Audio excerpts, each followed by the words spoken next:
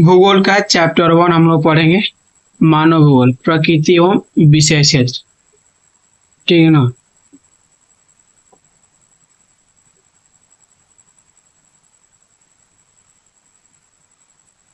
प्रश्न हमारा बोल रहा है पहला, बोलेगा रुको। तो थोड़ा जो हम साइज कम कर लेते हैं।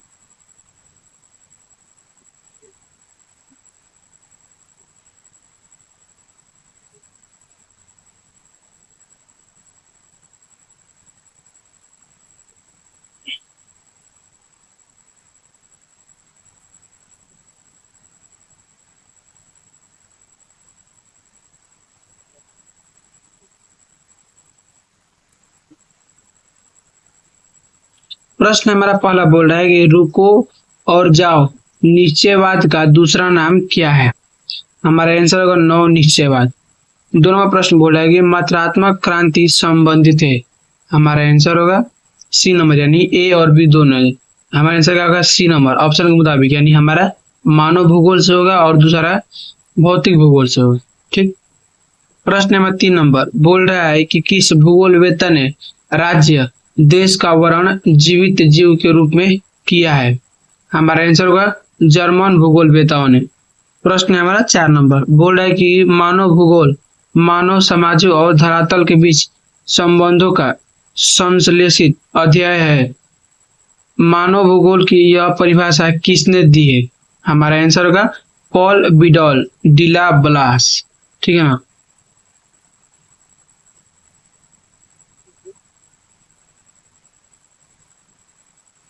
चारवां प्रश्न बोला है कि भूगोल पर्यावरण तथा मानवीय क्रियाकलापों के पारस्परिक संबंधों का अध्ययन ही मानव भूगोल का विषय है। यह किसने कहा है।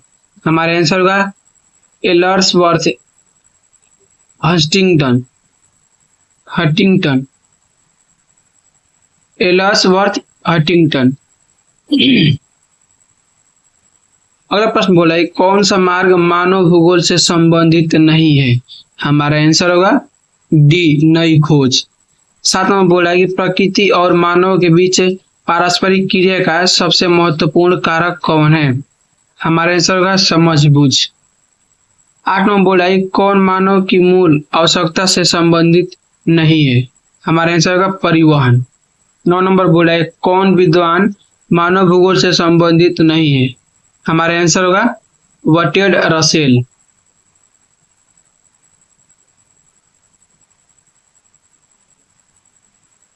10 नंबर बोल रहा है किस भूगोलवेत्ता ने एक नई संकल्पना प्रस्तुत की जो दो विचारों पर्यावरणीय निश्चयवाद तथा संभववाद के मध्य मार्ग को परिलक्षित करता है।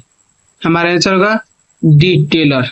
11 नंबर बोल रहा है कि मनुष्य प्रकृति का दास है, यह किस दर्शन की धारणा है। हमारा आंसर होगा नियतिवाद। 12 नंबर बोल रहा है कि निम्नांकित में कौन सामाजिक भूगोल की उपशाखा है। हमारा आंसर होगा चिकित्सा भूगोल।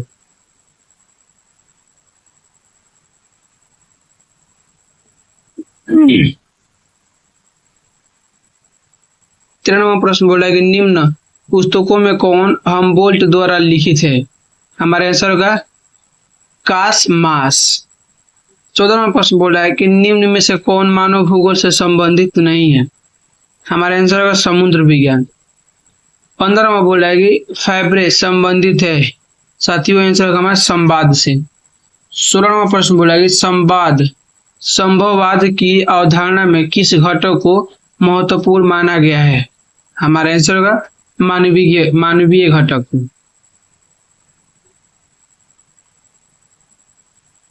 17वां बोल रहा है कि नियतिवाद संकल्पना में किस घटक को महत्वपूर्ण माना गया है। हमारा आंसर होगा ऑप्शन नंबर सी, यानी ए और बी दोनों होगा। ठीक है ना, प्रकृति घटक और मानवीय घटक। 18वां बोल रहा है कि निम्नलिखित में से कौन सा एक मानव भूगोल से संबंधित नहीं है। हमारा आंसर होगा मात्रात्मक क्रांति। प्रश्न है हमारा नेक्स्ट, बोल रहा है कि नव निश्चयवाद के प्रवर्तक कौन है। आंसर होगा हमारा टेलर। 20 नंबर किसने कहा मानव प्रकृति का दास है। आंसर होगा हमारा एलियन सेम्पूल ने। 21 नंबर बोला है कि मानव भूगोल का जनक किसे कहा जाता है। हमारा आंसर होगा रेटजेल।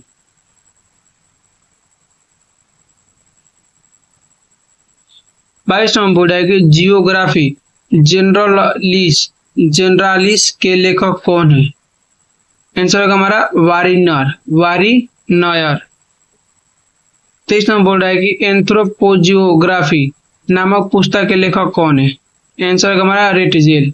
24 नंबर बोल रहा है कि संभववाद शब्द का प्रयोग सर्वप्रथम किस फ्रांसीसी विद्वान ने किया।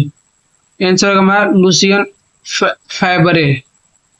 प्रश्न है 25 नंबर बोला कि मानव भूगोल क्रियाशील मानव और अस्थायी पृथ्वी के परिवर्तनशील संबंधों का अध्ययन है, यह किसने कहा। हमारा आंसर होगा एलन सी सेम्पल।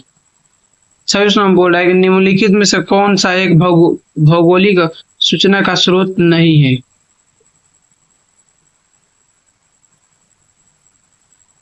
आंसर होगा हमारा चंद्रमा से चट्टानी पदार्थों के नमूने।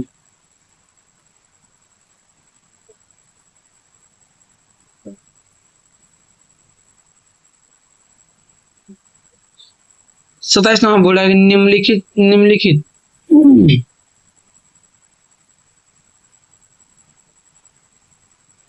बोला कि निम्नलिखित कथनों में से कौन सा एक भूगोल का वर्णन नहीं करता। हमारा सी होगा यानी दैर्घ्यता पर आश्रित। देखिए आप इसको याद करिए चाहे मत करिए कोई फर्क नहीं पड़ता, ठीक है ना। ये वाला कथन जो है ना कथन मत पड़ेगा, ठीक। प्रश्न नंबर 28 में बोल रहा है कि आधुनिक मानव भूगोल के जनक है फ्रेडरिक रेटजेल। 29 में बोल रहा है कि नियतिवाद के विचारक कौन थे। हमारा आंसर होगा इनमें से सभी।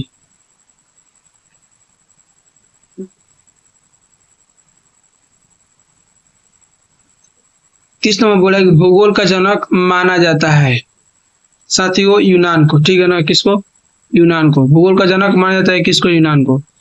31 नंबर प्रश्न बोल रहा है कि रुको और जाओ निश्चयवाद की संकल्पना किसने दी।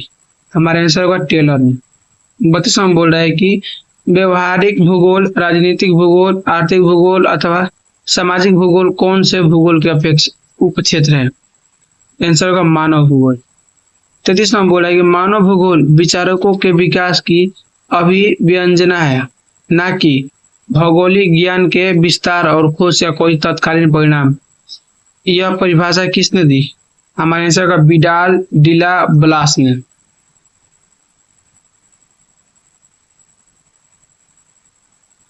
चौतीस नंबर बोल रहा है कि 1990 का दशक भूगोल के किस उपगम के लिए जाना जाता है। साथियों हमारा आंसर होगा आधुनिकवाद। 35 नंबर बोल रहा है कि ब्लास निम्नलिखित में से किस भौगोलिक अवधारणा से संबंधित है। हमारा आंसर होगा संभववाद। चैप्टर 1 का हम लोग कवर कर लिए, ठीक है ना। प्रतिदिन एक दिन एक चैप्टर कवर करेंगे ताकि आसानी भी होगा आपको याद करने में भी और जल्दी हो जाएगा। चलिए देखिए ये रहा, आपको ये ऐसा दिखेगा सब कवर, ठीक है ना। ये रहे महादेव, ठीक है। तो मिलते हैं कल।